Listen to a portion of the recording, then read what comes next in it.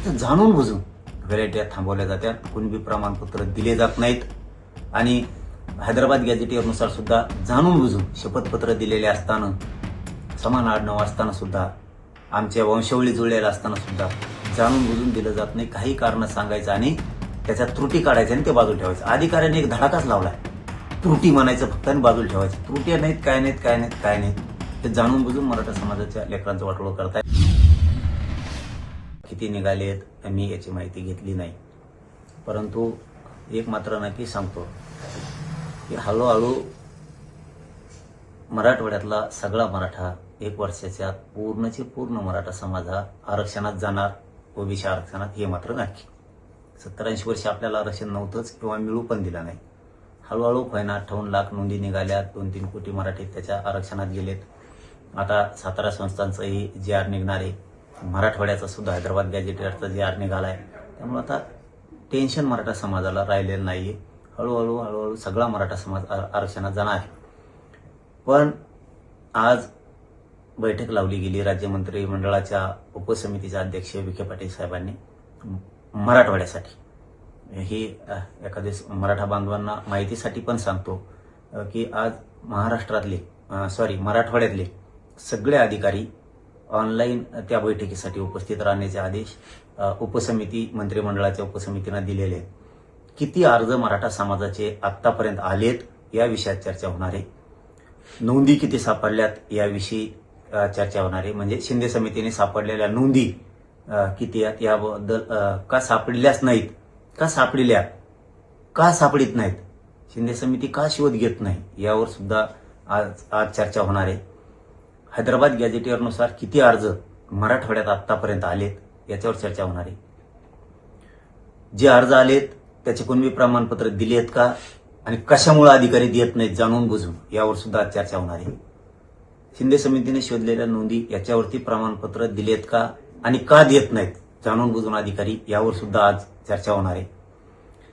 मराठवाड्यातल्या आणि महाराष्ट्रातल्या अधिकारी ज्यांचे कुणबी प्रमाणपत्र दिलेत त्यांच्या व्हॅलिडिट्या का देत नाहीत, किती व्हॅलिडिट्या द्यायच्या राहिल्यात, किती दिल्यात आणि राहिलेल्या कशामुळे जाणून बुजून अधिकारी देत नाहीयेत, मराठवाड्यातले सुद्धा अधिकारी जाणून बुजून का देत नाहीत, याच्यावरती आज बैठक होणार आहे.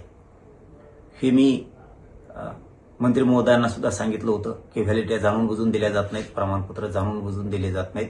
हे मुख्यमंत्र्यांच्या कानापर्यंत सुद्धा गेलं पाहिजे, राज्य सरकारच्या कानावरती ही गोष्ट गेली पाहिजे, उपसमितीच्या मंत्रिमंडळाच्या कानावरती आम्ही स्वतः टाकलंय.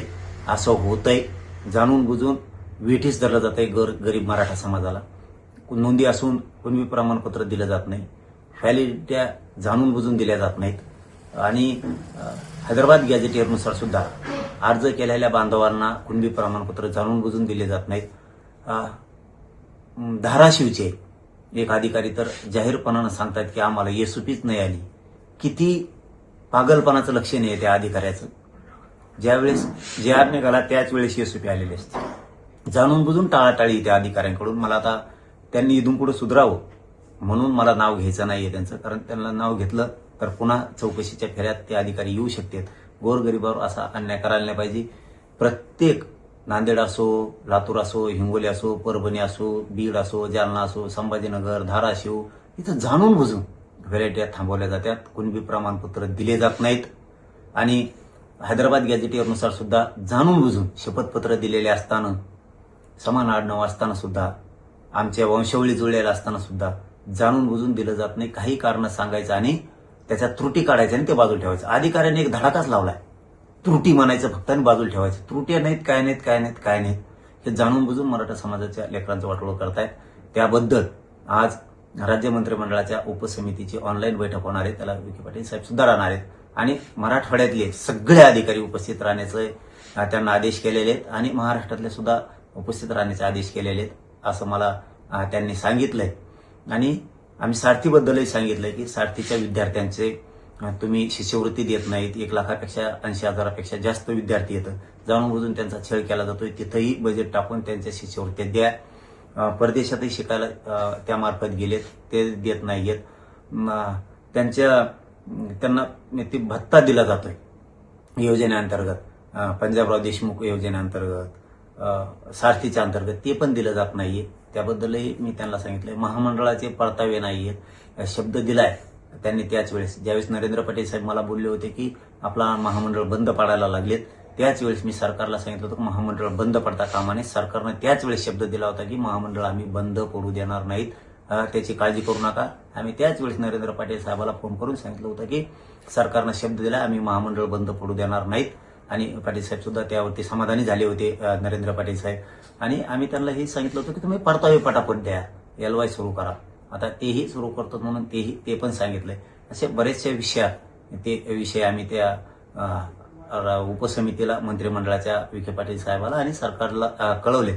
उद्या झालं याच्यावरती सविस्तर सगळी माहिती येईल. किती प्रमाणपत्र निघालेत, किती पेंटिंग आहेत, का ठेवलेत, पेरट्या का देत नाहीत, याच्यावरती सविस्तर उद्या चर्चा होईल. आणि त्याच्यानंतर मला माहिती मिळाल्यावर आणखीन मीडियाच्या बांधवांना ही मी सगळी माहिती देईल.